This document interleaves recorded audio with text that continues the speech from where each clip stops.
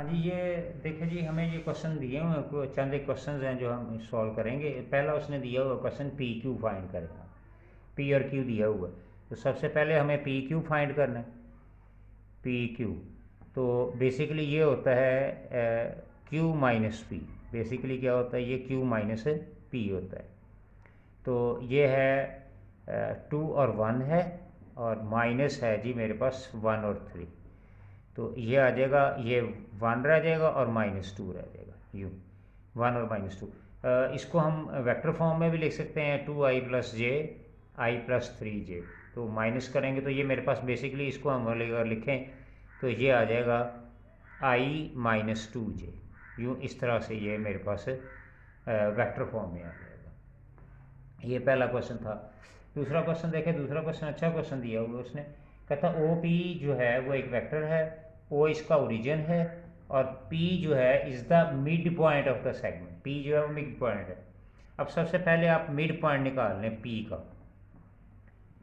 Mid point किसका? Of P का। P का मिड पॉइंट उसने ये दिया हुआ है, ये मिड पॉइंट है। तो सबसे पहले आप मिड पॉइंट निकालेंगे, तो ये आएगा 2-4/2 और -1+3/2। ये मिड पॉइंट आ जाएगा।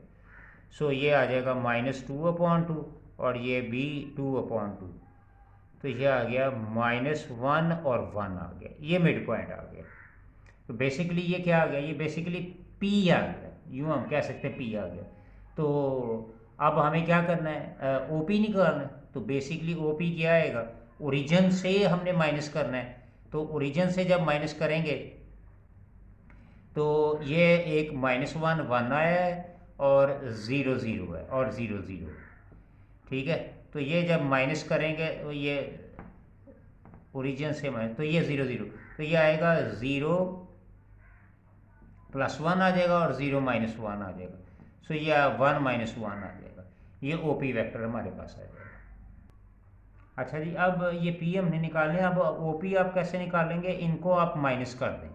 किसको? -1 1 और -0 0, ये ओरिजिन है। तो ये फिर पीछे क्या रह जाएगा, -1 और 1 ही रह जाएगा। यानी यूँ हम कह सकते हैं -i और +j, यूँ इस फॉर्म में हमारे पास ये रह सकता है। ये बेसिकली ये रिजल्ट हमारे पास आ गया। ये सेकंड क्वेश्चन आ गया हमारा।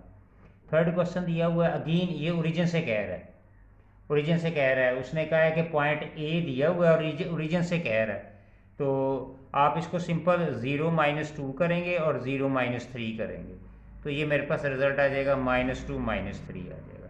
ये हमने ओरिजिन से इसको हमने। अच्छा जी, नेक्स्ट आगे उसने दिया हुआ है, ये भी हो गया। नेक्स्ट आ गया, the vector makes an angle theta 2π/3। अब यहाँ पे देखें, अगर ये मेरे पास ना दो कोऑर्डिनेट सिस्टम है, एक x का है और एक y का है।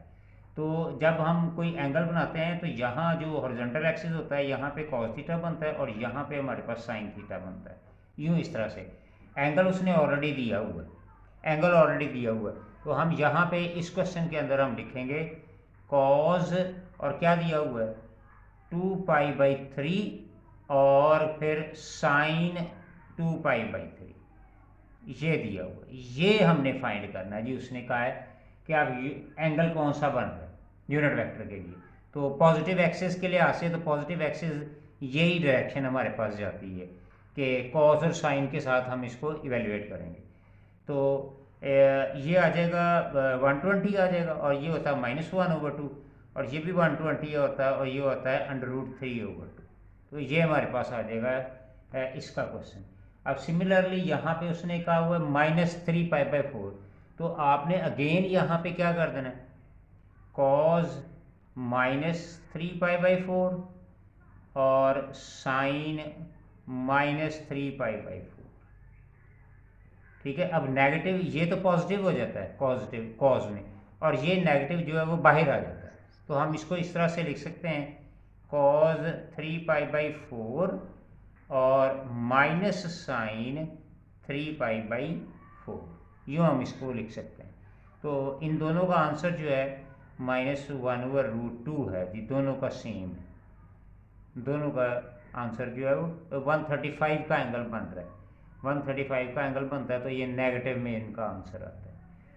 अच्छा जी, नेक्स्ट इसका एक और सर्कल को ड्रा करें तो ये फॉर्म होती है, 0 1 यहाँ पे होता है और यहाँ 0 -1 होता है, ये 1 0 होता है और यहाँ पे -1 0 होता है। ये कोई इसकी डायरेक्शंस होती हैं। इसका मतलब है साइन 0 होता है और कॉज 1 होता है, और यहाँ पे सेम ऐसे ही है, साइन ये है और कॉज, और उसने 0 और 1 का कहा हुआ है, यानी कि यहाँ से हमें डायरेक्शन लेके जानी है, यहाँ से डायरेक्शन लेके जानी है पॉजिटिव एक्सिस की तरफ। और ये देखें यहाँ से उसने कहा है पॉजिटिव एक्शन, लेकिन है काउंटर क्लॉकवाइज। ये जो है ना, ये थोड़ा सा इशू है काउंटर क्लॉकवाइज। तो काउंटर क्लॉकवाइज होने की वजह से ये जो 120 है इसके अंदर हम 90 ऐड कर देंगे, 90 ऐड कर देंगे, चूँकि ओरिजिन से लेके जाना है, हमें ओरिजिन से लेके जाना है, तो इसलिए हम यहाँ से इसको ऐड करेंगे।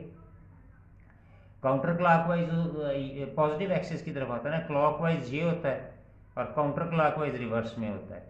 तो 0 1 की वजह से हमें ये 90 ऐड करना पड़ रहा है, तो ये 210 बन जाएगा। एंगल कितना बन जाएगा? 210 बन जाएगा।